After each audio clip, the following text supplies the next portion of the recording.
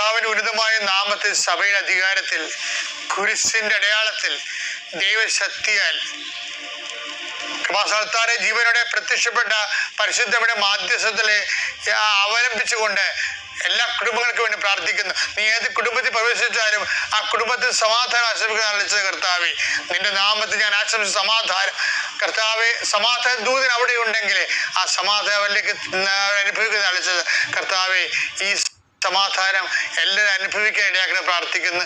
ആശങ്കകളാല്, രോഗങ്ങളാല്, രോഗക്ലേശങ്ങളാല്, രോഗഭാരങ്ങളാല്, സാമ്പത്തിക കടങ്ങളാല്, കുടുംബത്തിന്റെ ഭാഗങ്ങളാല്, കേസുകളാല്, അന്യായങ്ങളാല്, വസ്തുവകൾ തർക്കങ്ങളാല്, ടിപ്പ് നടപടികളാല്, കുടുംബ സമാധാനം ഇല്ലാത്ത അവസ്ഥകളാല്, ഇങ്ങനെ വ്യത്യസ്തങ്ങളായ വേദനകളാൽ ഞെരിപിരി കൊള്ളുന്നവർ കർത്താവിന്റെ വിശുദ്ധമായ രക്തവരവ് തളിക്കപ്പെട്ടെന്ന് പ്രാർത്ഥിക്കുന്നു. എന്റെ കർത്താവെ, നിന്റെ ഉന്നതമായ നാമത്തെ സ്വന്തം ചെയ്യുന്നു. എങ്ങനെ 10 പൈസ എവിടുന്ന് കിട്ടുമെന്നറിയാതെ നട്ടം തിരിയുന്നവരുണ്ട് കർത്താവെ, അവരെല്ലാം സന്ധിക്കണമേ.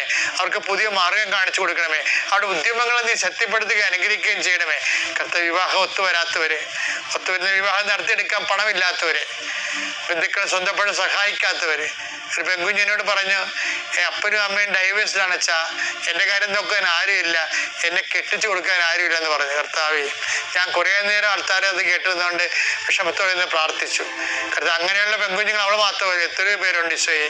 അവരെല്ലാം ഇന്ന് സന്ധിക്കണം. ഈ കുരിശ് കയറി ഞാൻ പ്രാർത്ഥിക്കുന്നത് അവർക്ക് വേണ്ടി കൂടിയാണ് അമ്മേ. ഇന്നോട് കൂടിയാലും ഇന്ന് 3 മണിക്കുള്ളിൽ അതിന് തീരുമാനം ഉണ്ടായിട്ട് ദൈവത്തിന്റെ മഹത്വം ഉണ്ടാകണം. നിത്യം പിതാപുത്രനും പരിശുദ്ധാത്മാവായ സർവേശ്വരായ ആമേൻ.